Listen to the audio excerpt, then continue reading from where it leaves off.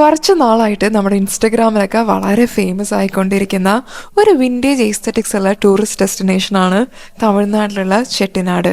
ഞാൻ മുന്നേ അവിടെ പോയ വീഡിയോസ് അപ്ലോഡ് ചെയ്തിട്ടുണ്ടെങ്കിലും ഡെയിലി ഞങ്ങളുടെ ചെട്ടിനാട് ട്രിപ്പിന്റെ ഡീറ്റെയിൽസ് ചോദിച്ച മെസ്സേജ് വരാറുണ്ട്. അതുകൊണ്ടാണ് ഒരു വീഡിയോ കൂടെ ചെയ്യാമെന്ന് ഓർത്തെ. ഞങ്ങൾ എറണാകുളത്ത് നിന്ന് രാത്രി കാരൈക്കൽ എക്സ്പ്രസ് കയറിയിട്ട് ട്രിച്ചി റെയിൽവേ സ്റ്റേഷനിലാണ് രാവിലെ ഇറങ്ങിയത്.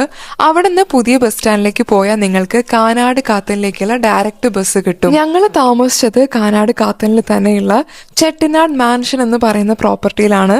ഇതിന്റെ എക്സാക്ട് റേറ്റും അവൈലബിലിറ്റി ഒക്കെ അറിയണമെന്നുണ്ടെങ്കിൽ ഇവരുടെ കോൺടാക്ട് നമ്പർ ഡിസ്ക്രിപ്ഷനിൽ കൊടുത്തേക്കാം.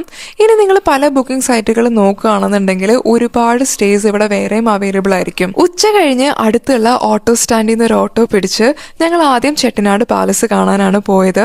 അവിടെ നിന്ന് നേരെ ആത്തൻകുഴി ടൈൽ മേക്കിംഗ് കാണാനും എക്സ്പീരിയൻസ് ചെയ്യാനും പോയി. പിന്നെ ആന്റിക് മാർക്കറ്റ് കൂടെ വിസിറ്റ് ചെയ്തു.